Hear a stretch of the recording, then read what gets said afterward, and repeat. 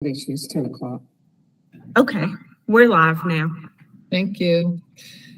Good morning. My name is Esther Mannheimer. I'm Mayor of the City of Asheville and Chair of the Policy, Finance, and HR Committee, and I'd like to welcome you to our meeting today, May 9th, 2023.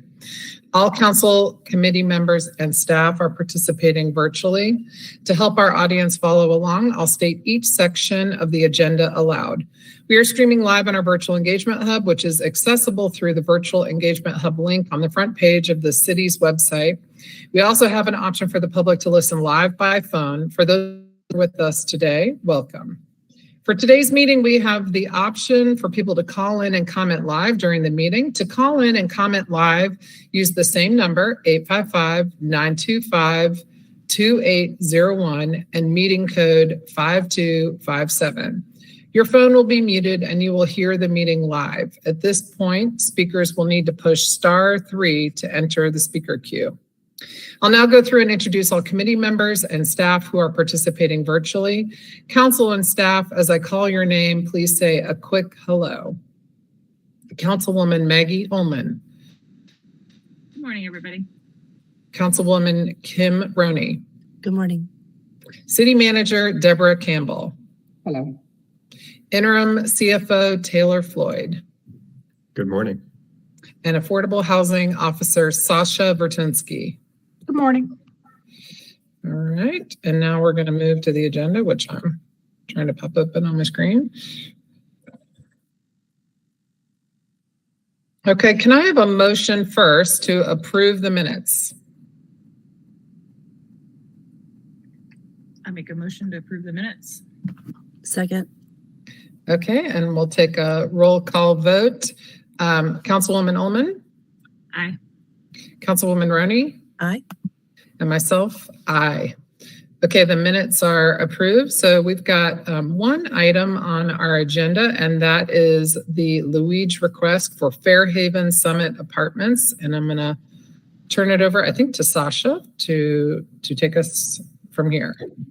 Yes, thank you, Mayor and Councilwoman. I'm Sasha Vertinsky with Community Economic Development Department, presenting this land use incentive grant request for Fairhaven Summit. Next.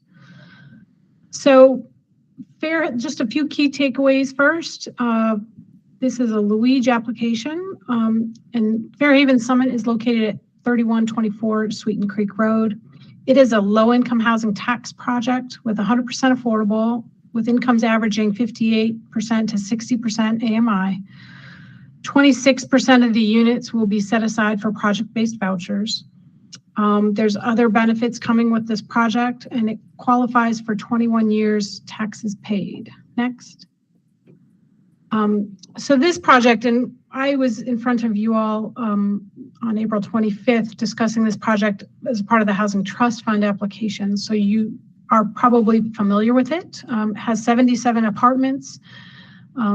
Housing represents 100% of the rentable square footage, which is one of the requirements of the land use incentive program. It encompasses 7.43 acres. There's an estimated tax value of $12.425 million after construction. And it was also approved for a $500,000 housing trust fund loan on April 25th. Next. So, as I said before, 26% of the units are planned to receive project-based vouchers for families at or below 30% AMI who are currently receiving housing choice vouchers or on the Housing Authority's voucher applicant waiting list. An additional 12% of units will be prioritizing households participating in the state's KEY program, which serves very low-income households with disabilities who are also in need of supportive services, and additional rental assistance programs will be used, including VASH, homeless veteran vouchers, other housing choice vouchers, on tenant support through the local continuum of care programs. Next. So here is the unit mix with bedroom breakdown, and so under the subsidy column, you'll see the project-based vouchers, PVV, number of units. So there's a nice mix of both project-based vouchers and non-vouchers and key program recipients. And we also have 3-bedroom units, which is great for families. Next. And this is just an overview map of the location of the project. Next. And here's an exterior elevation of the buildings. Next. And just really quickly, a point summary for this project. This project actually really qualifies if we allowed it 39 years under our policy, but our policy does put a cap on that at 21 years. 100% of the units are affordable, which gets them 90 points. They have 30 years of affordability for another 10 points. 50% of the units are for low income. And 50% of the units will be accepting, they'll be accepting vouchers at all their units, but 50% will be targeted for rental assistance. They have energy efficiency, Energy Star, universal design in their units for 20% of their units, and they're building in a non-qualified census tract, so in an area with very low poverty rates. So they max out at 21 years of payments. Next. And then we just have some slides talking about the math. So currently they're paying around $1,600 a year in taxes. They will continue to pay that throughout the project and through the grant term. With that estimated value of $12.43 million, the annual property tax would be approximately $50,000. So then we subtract out what they're already paying. So the payments would be approximately $48,482 a year for 21 years. Next. And then when we multiply that out, that comes back to about $1 million of a total grant, which equals a subsidy on a per unit basis of around $13,222 per unit, which is very low subsidy.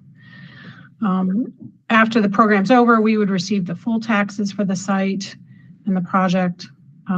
With the Housing Trust Fund request that was approved a couple weeks ago, they will be receiving $1.5 million or close to $20,000 per unit, which is our old cap that we actually used to have that as a subsidy cap for Housing Trust Fund. And just as a note, with the county's Affordable Housing Committee recommendations, the city and the county will be giving this project approximately the exact same amount of funding, $1.5 million each. Next. The HCD committee reviewed this in April with a 3-0 vote in favor of the project, and it is currently scheduled to be at your May 23rd meeting. Next. So staff is recommending approval of the project for land use incentive grant. And the developer, Sean Brady, is here as well to answer questions. Councilwoman Roney, did you have a question for Sasha, or did you? No, actually. So if we could go back to page 5, I did get a question about this, and maybe you could just help clarify for the record and for anyone who may be watching. This is curious to me. First of all, I'm really glad to see some 3-bedroom units and plans for families. For the 10 units at the 30% AMI, the gross rent is $1,949, and then it drops at the 50% AMI to $1,111 for the key program participant units. So can we maybe explain why the gross rent appears to be so much higher for the 30% AMI units and then the step up?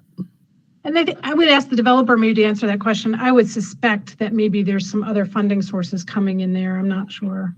Can Sean Brady address that question for you all? Yes. Can everybody hear me okay? Okay, great.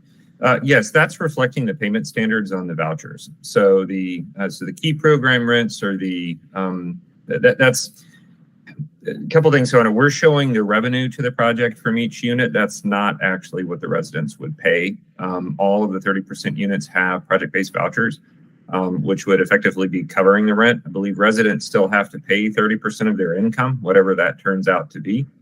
The 50% AMI units, though, those are at the normal HUD 50% AMI restricted rent levels, and actually do reflect kind of what the rents would be. The key vouchers do carry, I think, some rental assistance if there's any referrals from the state on those. But that's the difference. That's why it's actually reflecting a higher rent on the 30% AMI units.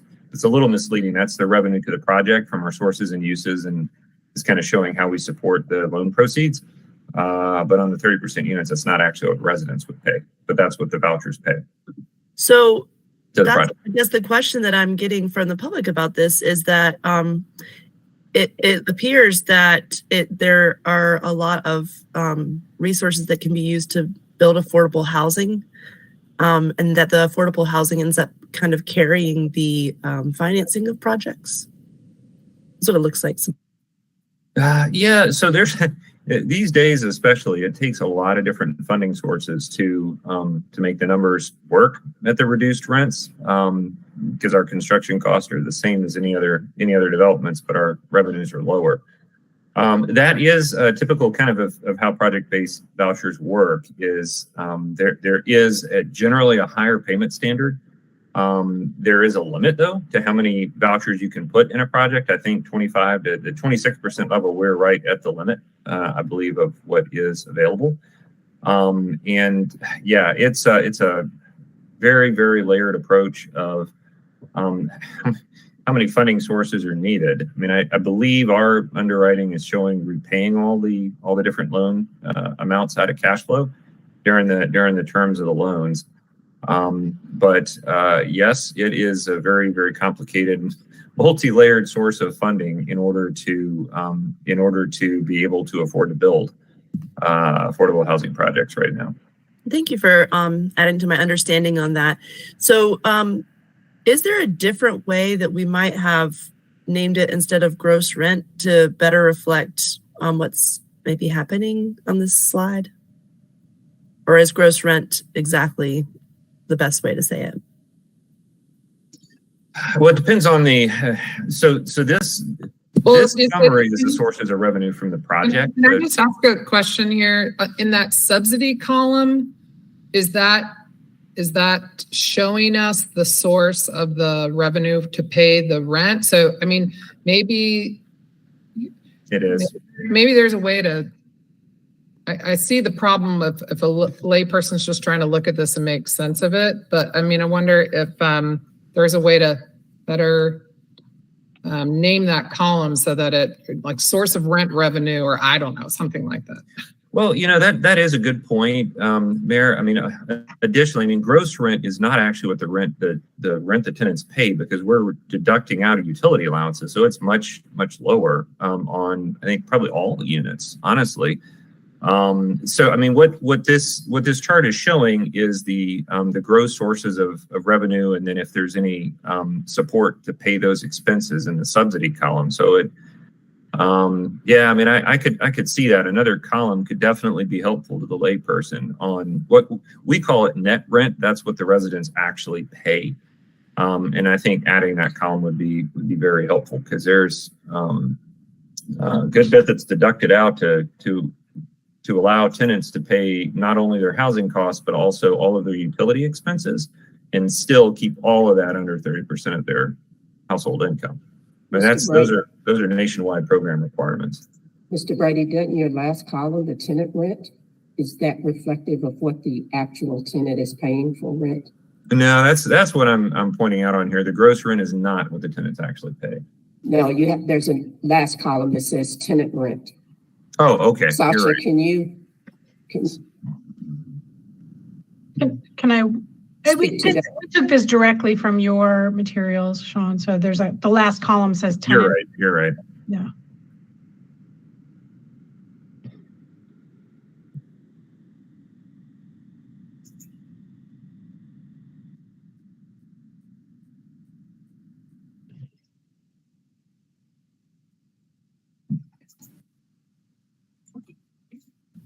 That was my main and only question at this time.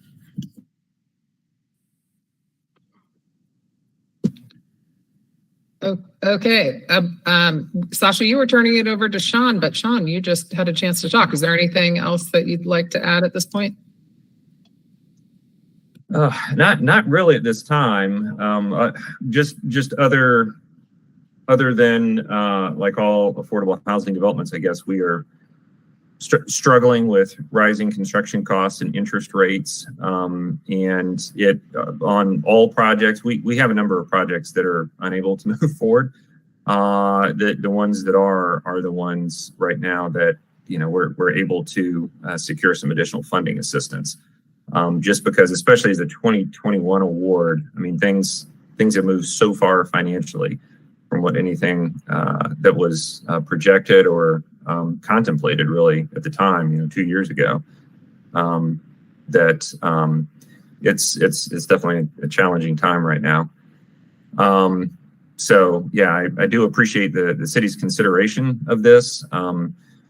I guess the other thing really just to add, and I think I've mentioned this before at other meetings, is that one of the other things that's driving our Luigi request, which as I understand is kind of unusual for an affordable housing development, is the county funding source that we have received, which is very helpful. The AHSP carries with it a requirement to basically opt out of property tax exemption.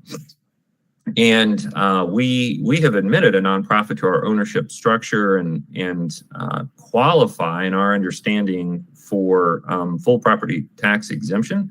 But that funding requirement effectively negates that, which then requires the Luigi consideration just to make numbers pencil out. I mean, the full property tax payment greatly reduces the amount of loan proceeds we can carry, and under the same structure, it's statewide Supreme Court precedent, and we've received this designation in numerous counties with this exact same structure. I mean, Gaston County and Mecklenburg County, and I've previously done it in Wake County as well. And so that requirement, unfortunately, is driving this request to the city.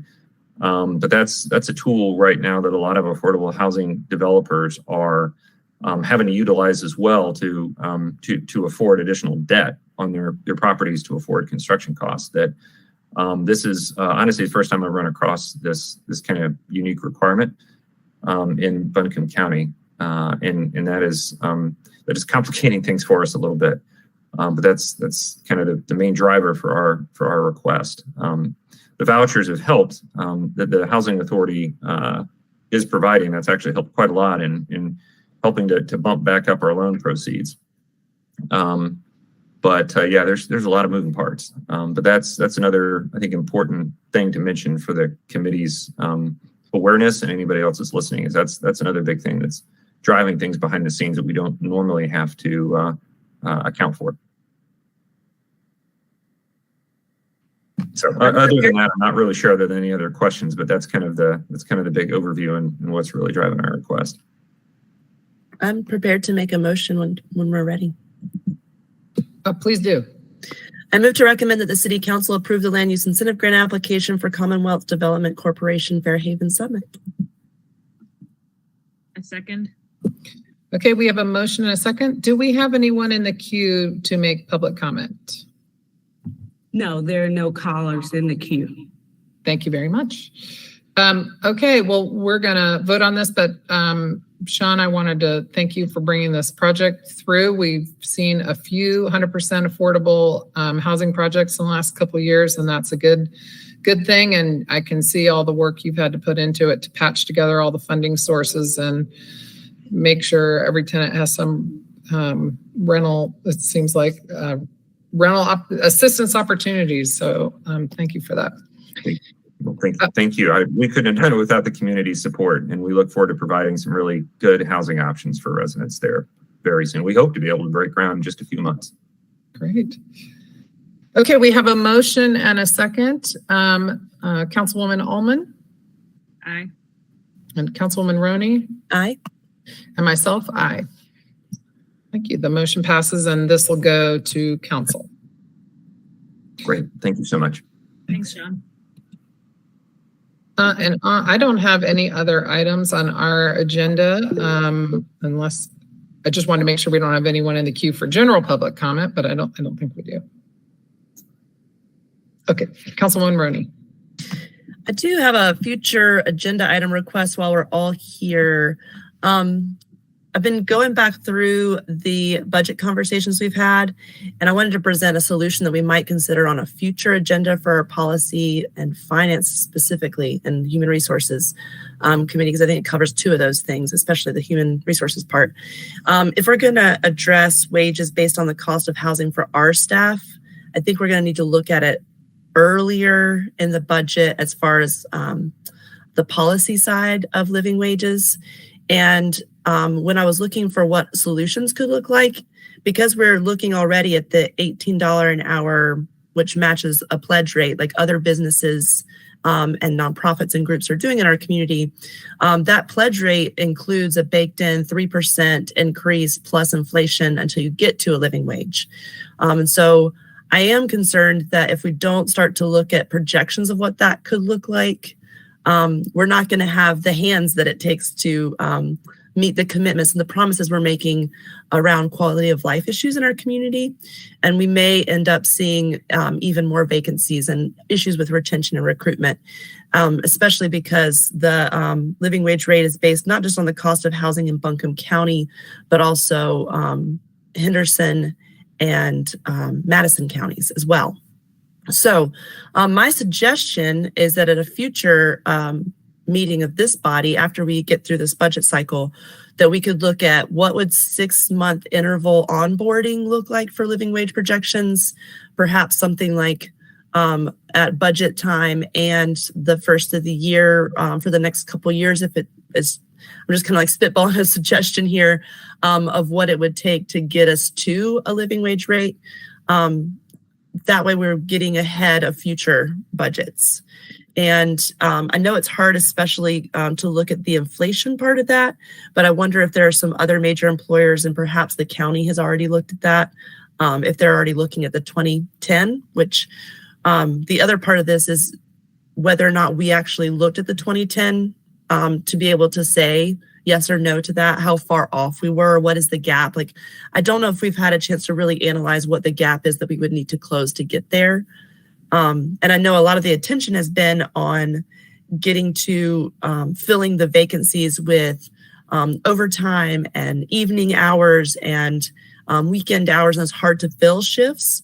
But I wonder if, once again, focusing on those hard to fill shifts with our existing staff, cities all across the country are looking at how overtime and burnout is happening, and that prioritizing people burning themselves out ends up having the negative or opposite impact of retention and recruitment.